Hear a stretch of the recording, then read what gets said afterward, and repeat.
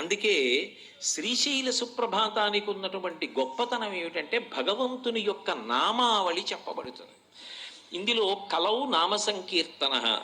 కలియుగంలో మీరు ఏం చెయ్యండి, ఏం చెయ్యకపోండి, ఒకవేళ భగవంతుని నామములు చెప్పేటప్పుడు ఉచ్చారణ దోషం వచ్చినా కూడా అవి కాపాడతాయి. అందుకే అపశబ్దంబుల కూడియున్ హరిచరిత్రాలాపనముల్ సర్వపాప పరిత్యాగము చేయు కావున హరిన్ భావించుచున్ పాడుచున్ జపముల్ చేయుచు వినులన్ వినుచు కీర్తించుచున్ తపసుల్ సాధులు ధన్యులౌదురు కదా తత్వజ్ఞ చింతింపుమా అంటాడు నారదుడు వ్యాస భగవానుడితో మాట్లాడుతూ. అసలు కలియుగంలో తరించడానికి మార్గం ఏమిటో నీకు తెలీదా వ్యాస భగవానుడా?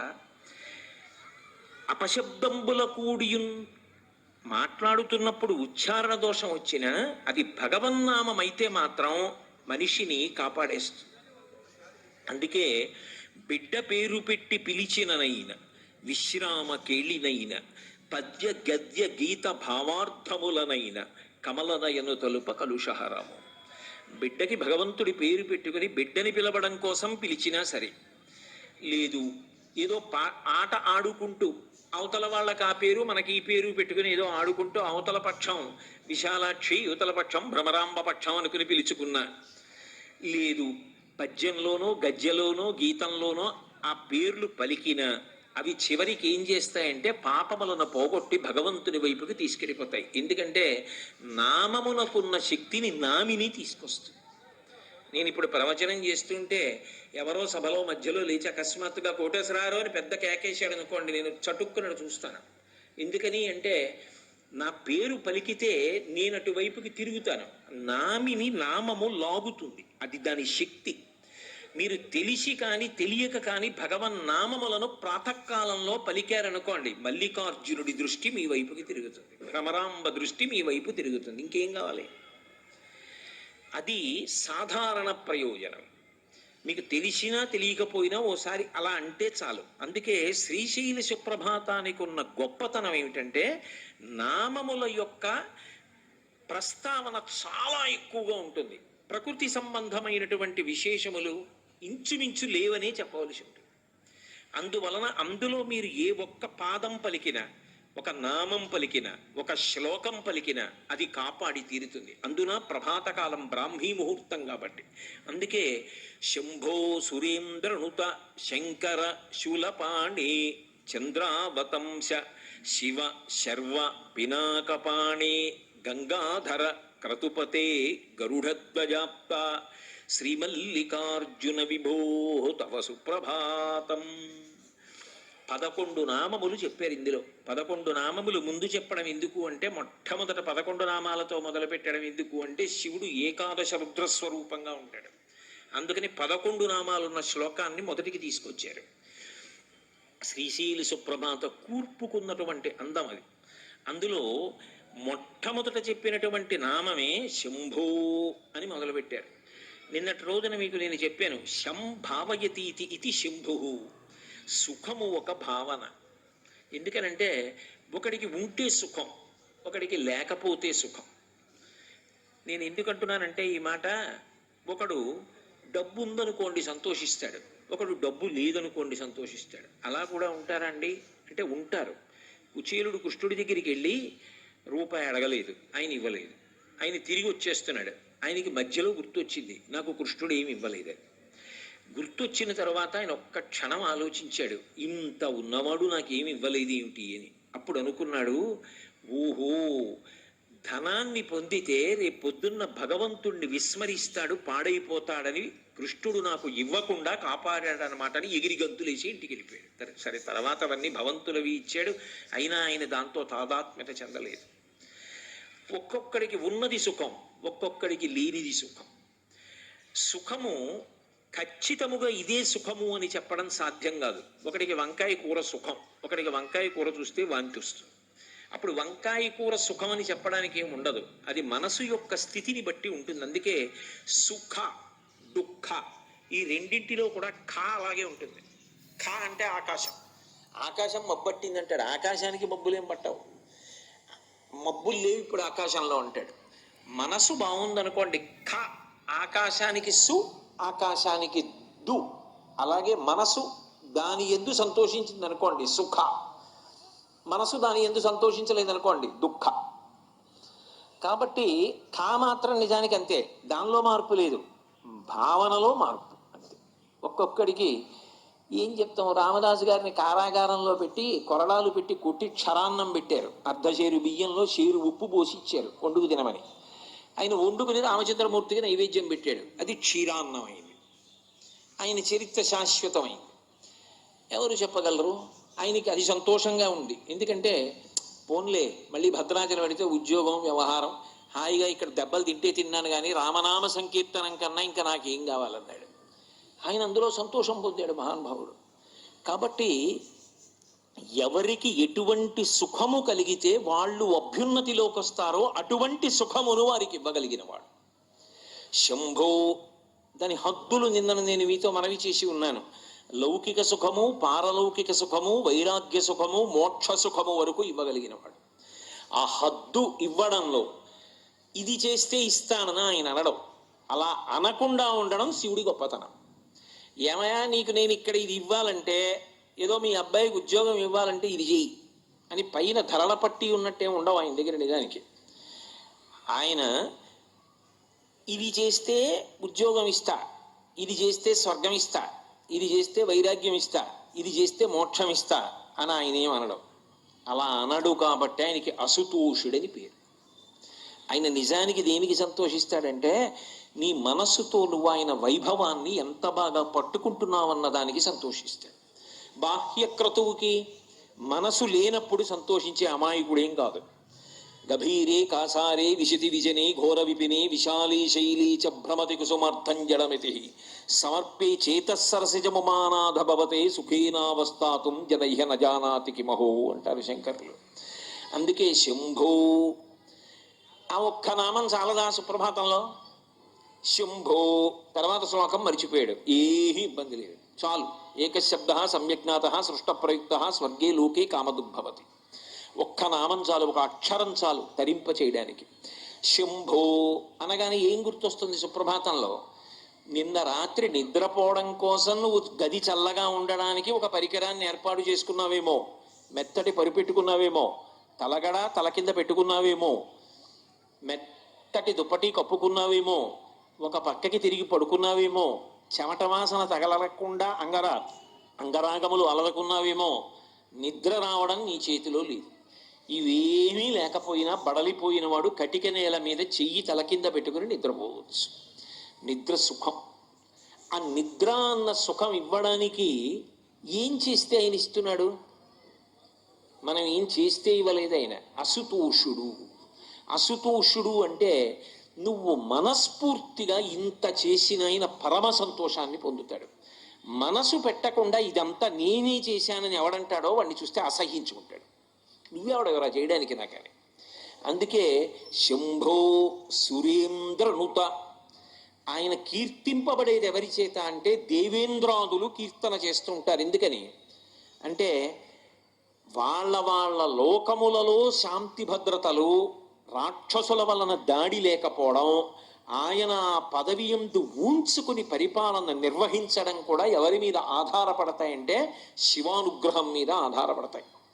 అందుకని నిరంతరము ఎవరి చేత కీర్తింపబడుతుంటారంటే దేవేంద్రాదులు కీర్తిస్తుంటారు. శంభో సురేంద్రనుత శంకర. శంకరోతీతి శంకర. శుభములను చెయ్యడం తప్ప అన్యమైన విషయం అసలు ఆయన దృష్టిలో ఉండనే ఉండదు. ఎప్పుడు ఏది చేసినా లోకమునకు శుభమొక్కటే చేసేవాడు ఎవరుంటాడో ఆయనని మాత్రమే శంకర అని పిలుస్తారు. అందుకే మీరు గమనించండి, ఎప్పుడైనా ఎవరైనా సన్యాసాశ్రమం తీసుకుంటే వాళ్ళు పుట్టినప్పుడు కుటుంబంలో తల్లిదండ్రులు ఏ పేరు పెట్టారో దాన్ని గురువుగారు మారుస్తారు, మార్చి సన్యాసాశ్రమ నామం ఇస్తారు. మీరు లబ్ధప్రతిష్ఠులై సన్యాసాశ్రమ స్వీకారం చేసిన ఎవరి పేరైనా చూడండి మారింది. ఒక్క శంకరాచార్యుల వారి పేరు మాత్రం గోవింద భగవత్పాదులు మార్చలేదు. ఎందుకు మార్చలేదో తెలుసా? కైలాస శంకరుడు కాలడి శంకరుడిగా వచ్చాడు. శంకర మహోపకారం చేయడానికి వచ్చినటువంటి వ్యక్తి. ఆ పేరు మార్చడం నా వల్ల అయ్యే పని కాదని కైలాస శంకరుడు కాలడి శంకరుడిగా వచ్చాడని ఆ పేరు అలాగే వదిలేస్తే సన్యాసాశ్రమనామంలో కూడా శంకరాచార్యుల వారిగానే కీర్తింపబడిన మహాపురుషుడు శంకరాచార్యుల వారు ఒక్కరే. కాబట్టి శంకరోతి ఇది శంకర, ఆయన నిరంతరము శుభములను మాత్రమే చేస్తూ ఉంటాడు. అసలు నిజంగా చెప్పాలి అంటే ఎప్పుడైనా ఎక్కడైనా ఎవరికైనా ఏదైనా శుభం కలిగితే ఆ శుభానికి కారణం ఎవరు అంటే శంకరుడే. నేను చెప్పట్లేదు ఈ మాట, శాస్త్రములు చెప్పే.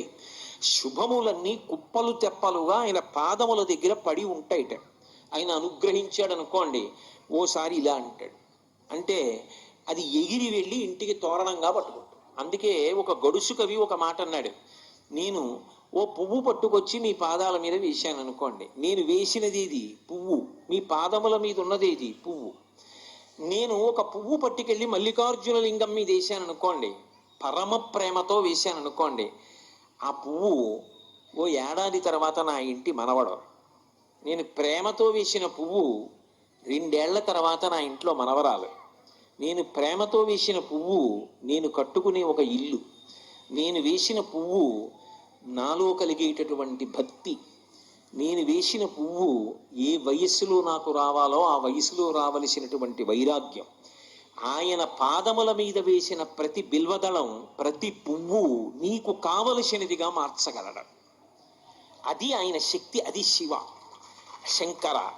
నీకేది కావాలో దానిగా మార్చి తోరణం గడపని పట్టుకునేటట్టు చెయ్యగలిగిన వాడు ఎవరు అంటే శంకరుడు. అందుకే మీరు గమనించండి, లోకంలో దీనికి పరిష్కారం ఏమి అన్నది అందట్లేదనుకోండి, అప్పుడు ఏం చెప్తారంటే అభిషేకం చేయించుకోండి శివలింగానికంట. ఇక అది బ్రహ్మాస్త్రం, ఇంకంతకన్నా ఏమీ ఉండదు. ఒకసారి అభిషేకం చేయించేసుకోండి అంటారు. శృంగగిరి పీఠాధిపత్యం వహించినటువంటి చంద్రశేఖర భారతీ స్వామి వారి దగ్గరికి ఒకప్పుడు ఒక విద్వాంసుడు వెళ్ళాడు. ఏం అలా ఉన్నావు అని అడిగారు. నా భార్య ఆరోగ్యం బాగుండట్లేదు, వైద్యులు వచ్చి వైద్యం చేసినా ఆమెకి తగ్గకపోగా రోజు రోజుకి ఆరోగ్యం క్షీణిస్తోంది, మీ పాదముల మీద నమ్మకంతో శృంగేరి వచ్చానన్నారు. ఆయన అన్నారు, ఎదుర్వేదం చదువుకున్నావు కదా, నీకు రుద్రాధ్యాయం వచ్చు కదా, రోజు ఎందుకు నువ్వు రుద్రం పారాయణ చేయలేదు అన్నారు.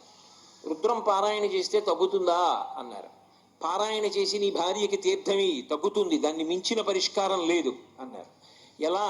నేను మళ్ళీ ఇంటికి వెళ్ళే వరకు నా భార్య ఉంటుందని నమ్మకం లేదు, జగద్గురువుల పాదం మీద నమ్మకంతో వచ్చేసాను, ఏం చెయ్యనన్నాడు. ఇంటికి వెళ్ళకు, తుంగానది ఒడ్డున కూర్చుని రుద్రపారాయణ చెయ్యి, పారాయణ చేసి తీర్థం నీ భార్యకి ఇస్తున్నానని, ఆ జపం చేసిన తీర్థం ఏదుందో దాన్ని భార్యకి ఇస్తున్నానని భావన చేస్తూ ఇక్కడి నీ భార్యకి ఏమవదు, బెంగ పెట్టుకోకపో, మొదలెట్టి తుంగానది ఒడ్డునన్నారు.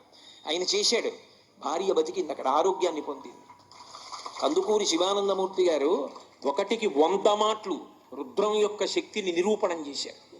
శివాభిషేకం అనేటటువంటిది అంత గొప్పది. శివలింగం చల్లబడడం అంటే బ్రహ్మాండము చల్లబడడమే. ఈ దేశంలో ఆశీర్వచనం ఏమిటంటే మీ మనసు చల్లగా ఉండాలి, మీరు చల్లగా ఉండాలి, మీ ఇల్లు చల్లగా ఉండాలి, లోకం చల్లగా ఉండాలి. అంతా చల్లగా ఉండడం శివలింగం చల్లబడడం మీద ఆధారపడి ఉంటుంది. శ్రీశైల క్షేత్రం యొక్క గొప్పతనం ఏమిటంటే అసలు వృద్ధ మల్లికార్జున లింగాన్ని మీరు ఇలా ముట్టుకోండి, మంచు ముక్క ముట్టుకున్నట్టు ఉంటాడు మహానుభావుడు. అంత చల్లగా ఉంటాడు. ఆయన అంత చల్లగా ఉన్నాడు కాబట్టి ఈ రాష్ట్రం దేశం ఇంత చల్లగా ఉన్నాయి, ఏ ఇబ్బందులు లేకుండా. కాబట్టి శంకర, అందుకే శివానంద లహరిలో అంటారు, కరస్తే హేమాద్రౌ గిరిజ నికటస్థే ధనపతౌ శిరస్థే శీతాంశౌ చరణయుగళస్థే అఖిల శుభే గృహస్థే స్వర్భూజామరసురభిచింతామణిగణే కమర్థం దాస్యేహం భవతు భవదర్థం మమ మనః అంటారు. ఆయనకి మనం ఇవ్వడం ఏమిటి? కరస్థే హేమాద్రౌ, ఆయనకి ఒక చేతిలో బంగారు కొండ ఉంది, మీరు పర్వతాన్ని పట్టుకున్నాడు ఆయన. ఆయనకి మనమేమి ఇస్తాం? ఓ బంగారం గొలుసు చేయించగలమా మనం బంగారు పర్వతం ఉన్నవాడికి? కరస్థే హేమాద్రౌ గిరిశ నికటస్థే ధనపతౌ, నవనిధులకు అధిపతి కుబేరుడు చేతులు కట్టుకుని పక్కన నిలబడి ఉంటాడు. ఎప్పుడైనా ఇలా చూసి కుబేరా అని ఏమైనా అడుగుతాడేమో అని. అప్పటి నుంచి ఇప్పటికి అడగలేదు, అడగడు కూడా. నవనిధులకు కుబేరుడు అధిపతి కావడానికి కారణం శివానుగ్రహం.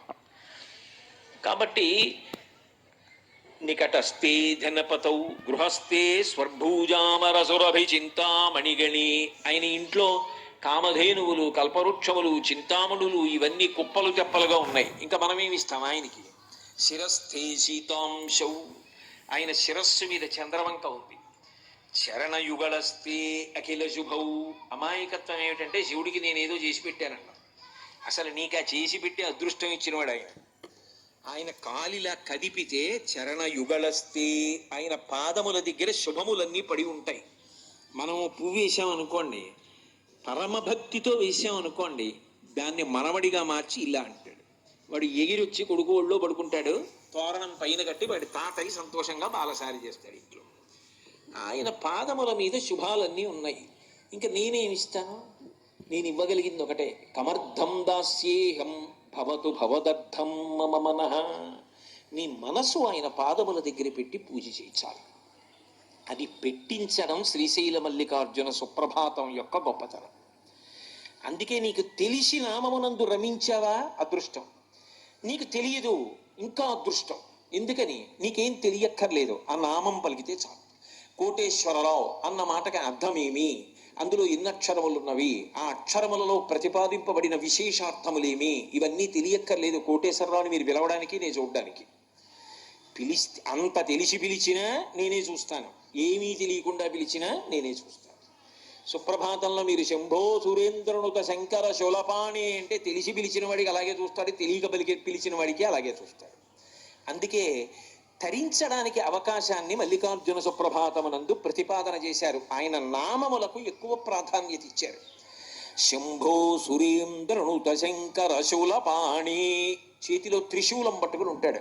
ఆ కూర్చడంలో కూడా సొబగేమిటంటే, సుప్రభాత పఠనం చేసేటప్పుడు ఉద్వేగంతో ఉండకూడదు. అది చాలా సాత్వికంగా మనసు రమిస్తూ ఎంతో సంతోషంగా పలకాలి. అది కూడా మెట్టెక్కుతున్నట్టుగా ఉండాలి. ఎంత అందంగా ఉండాలంటే, సుప్రభాతం పాడుతున్నప్పుడు మీలో ఒక పరవశం ఉండాలి. ఆ పరవశం, మీరు అటువంటి వాణ్ణి చూడాలి చూడాలి చూడాలన్న సంతోషం ఉండాలి. నిన్న మీకు చెప్పాను కదా, నతిరియం, పార్వతీ పరమేశ్వరులను కలిపి నమస్కారం. వాళ్ళు కనబడినప్పుడు అలాగే కనబడాలి. నమ శివాభ్యాం నవయవ్వనాభ్యాం పరస్పరాశ్లిష్ట వపుర్ధరాభ్యాం నగేంద్ర కన్యా వృషకేతనాభ్యాం నమో నమ శంకర పార్వతీభ్యాం అని. ఆయన కనపడినప్పుడు సంతోషం అనేటటువంటిది ఎలా ఉండాలి? పొంగు కింద ఉండాలి. పాలు పొంగుతున్నాయి అనుకోండి, అప్పుడు నేను అంత దూరంలో ఉంటే పాపం వాడు వచ్చేదాకా ఆగుదామని మెలిమెలిగా పొంగవు, చర్రన పొంగిపోతాయి అంతే. ఆ దర్శనం చెప్పినప్పుడు పొంగు అలా వెళ్ళాలి. అందుకే ఆ శ్లోకాల యొక్క రీతి అలా పెడుతుంది. అమలం కమలోద్భవ గీత గుణం సమదం సమదా సురనాశకరం రమణీయ రుచిం కమనీయ తనుం నమస్సంబ శివం నతపాపహరం శివం శంకరం బంధురం సుందరేశం నటేశం గణేశం గిరీశం మహేశేందు నేత్రం సుగాత్రం మృడానీపతిం శ్రీగిరీశం హృదా భావయామి అంటున్నాం. ఆ అందం, ఆ వెళ్ళడంలో ఆ అందాన్ని అంత గుప్పించారు శ్రీశైల సుప్రభాతంలో. అందుకే అది చదువుతున్నప్పుడు మొదట స్వామికి మేలుకొలుపు పలుకుతున్నాం అన్నప్పుడు ఆ సౌమ్యత, ఆ అందం అలా నడవాలి. అందుకే నామములను గుదిగుచ్చేటప్పుడు ఎక్కడా ఉచ్చరించడంలో కష్టపడవలసిన అవసరాన్ని తీసుకురాల. శంభో సురేంద్రనుత శంకర శూలపాణి, అందులో శకారం అంతా తిరిగింది. ఆ శకారం బాగా తిరగడంలో ఏమవుతుందంటే శాబ్దిక సౌందర్యం, గొప్ప అందము ఆవిష్కృతమవుతుంది. చదువుతున్నప్పుడు మీకే ఒక సంతోషంగా ఉంటుంది. నేను నిజం చెప్తున్నాను, మీరు మల్లికార్జున సుప్రభాతం ఇంట్లో చదువుతున్నారనుకోండి, పరవశించి అలా వెళ్ళి బయట ప్రకృతి వంక చూస్తూ ఇంకా చీకటి చీకటిగా ఉండగా ఒక్కసారి శ్రీశైలాన్ని, శ్రీశైల దేవాలయాన్ని, ఆ మల్లికార్జున దేవాలయం, పెద్ద నందీశ్వరుడు, రత్నగర్భ గణపతి పీఠం, మల్లన్న గారు, ఇవన్నీ జ్ఞాపకం చేసుకుని ఓసారి సుప్రభాతం జరుగుతూ శంభో సురేంద్రనుత శంకర శూలపాణి చంద్రావతం శివ శర్వ పినాకపాణి గంగాధర క్రతుపతే గరుడధ్వజాప్త శ్రీమల్లికార్జున విభో తవ సుప్రభాతం అనండి. మీ ఇంట్లో చదువుకునే పిల్లలు అంటారు, నోట్లో చదువుకుంటావా తాత, నాకు దీని మీద దృష్టి పెట్టలేకపోతున్నానంటాడు. అది లాగేస్తుంది. అలా గుచ్చారు. ఆ నామాలని గుడిగుచ్చినప్పుడు కూడా అంత అందము శబ్దమునందు ఆవిష్కృతమవుతుంది. ఇక దానిలో మీరు రమించగలిగితే ఏ ఒక్క శ్లోకం చెప్పినా, ఒక్క నామం చెప్పినా, ఒక పాదం చెప్పినా మీ మనసు మల్లికార్జున లింగం దగ్గరికి వెళ్ళిపోతుంది. మీరు బాహ్యంలో ఎక్కడుంటే ఏమంటే నా ఉద్దేశ్యం, ఇంట్లో ఉండిపోయినా శ్రీశైలంలో లేనివారు మీరేం కాదు, మీరు శ్రీశైలంలోనే ఉన్నారు. సుప్రభాతం తెల్లవారుజామున మిమ్మల్ని మల్లికార్జున లింగం దగ్గరికి, భ్రమరాంబ దగ్గరికి తీసుకురాగలదు. అదొక యోగ విద్యలంటిది. అందుకే శంభో సురేంద్రనుత శంకర శూలపాణి. శూలపాణి అంటే చేతిలో త్రిశూలం పట్టుకున్నాడు. శూలము అంటే ఏదో ఒక్క అంచు మాత్రమే ఉండి గుచ్చడానికి పనికొచ్చేది కాదు, త్రిశూలం. ఏమిటా త్రిశూలం అంటే ఆయనకి అలా ఉంటే సరదాగా ఉంటుందండి, అందుకని అలాంటి ఆయుధం పట్టుకున్నాడు అన్నది అన్వయం కాదు. ఆయన అలా ఎందుకు పట్టుకుంటాడో శివమహాపురాణంలో చెప్పారు. త్రైగుణ్యం శూలమేతస్యాపరసు సత్యనిష్టత అన్నారు. 3 గుణములకు ఆయన అతీతుడు. 3 గుణములకు అతీతుడై సత్వమునందు కాని, రజస్సునందు కాని, తమస్సునందు కాని, శుద్ధ సత్వమునందు కాని ఉండకుండా. అందుకే ఇలా 3 ఉంటే ఈ 3 ఒక ఊచకుంటాయి. ఆ ఊచ పట్టుకుంటాడు. అంటే శుద్ధ సత్వము సత్వము కన్నా గొప్పది. నిజానికి ఈ 3 గుణములలో తిరిగి శుద్ధ సత్వములో పెడతారు. శుద్ధ సత్వము కూడా ఎవరి చేతులలో ఉన్నదంటే ఆయన చేతులలో ఉన్నది. ఆ స్థితికి మూడిటిని 4టిని దాటి ఎప్పుడు తనలో తాను రమిస్తూ ఉండగలిగినటువంటి గొప్ప స్థితి ఆయనది. అందుకే ఆయనకు ఒక విచిత్రమైన పేరుంది, ఉన్మత్త శేఖరాయ నమః. పిచ్చివాడు ఏం చేస్తాడు, వాడికి బాహ్యంలో భయమే ఉండదు. అందరూ చీకటి పడిపోయిందని భయపెడుతుంటే ఆయన ఒక్కడు శ్రీశైలంలో ఎక్కడో అడవిలో కూర్చుంటాడు. కూర్చుని తనలో తాను ఏదో రమిస్తూ ఉంటాడు. ఏదో భావన, అది మనకు అందదు కాబట్టి ఆయన్ని పిచ్చివాడు ఉంటున్నాం. కానీ ఆయనలో ఏదో భావాలు ఉంటాయి. ఆయన ఏదో ఆలోచిస్తూ ఉంటాడు, ఏమిటో నవ్వుకుంటూ ఉంటాడు, ఏమిటో అరుస్తూ ఉంటాడు. శివుడు కూడా తనలో తాను రమిస్తూ ఉంటాడు. శివ భక్తి పండినటువంటి వాళ్ళు ఆ స్థితికే వెళ్ళిపోతారు. అందుకే మహానుభావులు చంద్రశేఖర భారతీ మహాస్వామి శృంగగిరి పీఠాధిపత్యం వహించారు. వారు చంద్రమౌళీశ్వరారాధన చేస్తూ ఓం నిధనపతయే నమః అంటే ఇలా బిలవదళం వేసేవారు. ఓం నిధనపతాంతికాయ నమః ఇంకో దళం వేసేవారు. అంతే, చెయ్యి అలా ఉండిపోయి అలాగే ఉండిపోయేవారు. ఓ ఈయన సమాధి స్థితిలో గడిపారు, ఇక పూజ చెయ్యరని చెప్పి శిష్యులు వచ్చి సంకల కింద చేతులేసి ఎత్తి తీసుకెళ్ళిపోయి ఆ గురునివాసంలో కూర్చోబెట్టేవారు. అంతే, 10 రోజులో 11 రోజులు ఆ సమాధి స్థితిలో అలాగే ఉండేవారు. ఆ ఆనంద స్థితి అంతే. చంద్రశేఖరేంద్ర సరస్వతి మహాస్వామి కంచి కామకోటి పీఠాధిపత్యం చేశారు. పల్లకీలోకి వెళ్ళి కూర్చుంటే సమాధి స్థితిలోకి వెళ్ళిపోయేవారు. ఆఖరాఖరణ సుధా సింధోర్ మధ్యే అనేవారు. అంతే, ఆయన వెంటనే భావ సమాధిలోకి వెళ్ళిపోయేవారు. మళ్ళీ ఓ పావు గంట 20 నిమిషాల తర్వాత ఉలిక్కి పళ్ళేచి సుధా సింధోర్ మధ్యే చెప్పేవారు. సురవిట పివాటి పరివృతే మళ్ళీ సమాధిలోకి వెళ్ళిపోయేవారు. తాడేపల్లి రాఘవనారాయణ శాస్త్రి గారు అంతే, ఓ మాట చెప్పేవారు, సమాధిలోకి వెళ్ళిపోయేవారు. మళ్ళీ బయటకు వచ్చేవారు, ఓ మాట చెప్పేవారు, మళ్ళీ సమాధిలోకి వెళ్ళిపోయేవారు. అది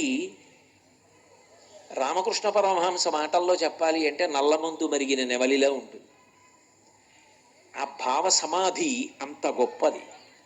అందుకే శ్రీశైల సుప్రభాతానికి ఫలశ్రుతి చెప్తూ ఒక మాట అంటారు, ఈ సుప్రభాతాన్ని ఎవడు చదువుతున్నాడో వాడు ఇహమునందు సుఖములను పొందుతాడు, చివడికి పరమేశ్వరుని యందు ఐక్యమైపోతాడు అని చెప్తారు. ఎందుకంటే భావన చెయ్యడము అలవాటైపోతుంది. కాబట్టి త్రైగుణ్యం శూలమేతస్య, త్రిగుణాతీతుడైన వాడెవరో వాడు శంకరుడు సుమా అని చెప్పడానికి శూలం పట్టుకుంటాడు. చాలంతకన్నా ఇప్పుడు నేనేమి శివతత్వం కాదు, సుప్రభాతం ప్రధానం నాకు. పటి శంభో సురేంద్ర దుత శంకర శూలపాణి చంద్రావతంస. చంద్రవంక తల మీద ధరించి ఉంటాడు. అది నలుగురి ఆస్తి, ఒక్క శివుడే కాదు. నిజానికి శివుడు శుక్లపక్ష తదియ నాటి చంద్రరేఖ, కంచి కామాక్షి కిరీటం మీరు స్ఫుటంగా కనపడుతూ ఉంటుంది. ఆ చంద్రవంక ఎంత అందంగా ఉంటుందో మీరు ఎప్పుడైనా శుక్లపక్ష తదియ నాడు చూడండి, వెతికి చూస్తేనే కనపడుతుంది, లేకపోతే కనపడదు. అందుకే అవ్యక్త రేఖామివ చంద్రరేఖాం అంటారు.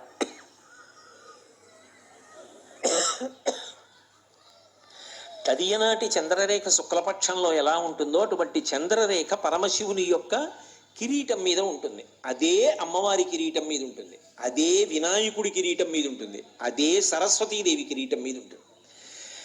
అందుకే శంకరుడు తెలుపు, జ్ఞానదాత మహేశ్వర, ఆయన జ్ఞానం ఇస్తాడు. అందుకే సరస్వతి వీణ వాయిస్తుంది, శంకరుడు దక్షిణామూర్తిగా వీణ వాయిస్తాడు. శ్రీశైలం లోపలికి వస్తుంటే వీణ వాయిస్తూ దక్షిణామూర్తి లేరు. సరస్వతీదేవి చంద్రవంక ధరిస్తుంది. మీకు అనుమానమా? సౌందర్యలహరిలో శంకరాచార్యులు వారు శరజ్యోత్స్నా శుద్ధాం శశియుత జటాజూటమకుటాం, కిరీటం పెట్టుకోదు, శంకరుల్లాగే జటాజూటం కట్టుకుంటుంది. వరత్రాసత్రాణ స్ఫటిక గుటిగా పుస్తకరాం సకృన్నత్వా నత్వా కథమివ సతాం సన్నిధదతే మధుక్షీరద్రాక్షా మధురి మధురీణాః ఫణితయః. పార్వతీ పరమేశ్వరుడు ఇద్దరూ చంద్రవంకం ధరించి ఉంటారు.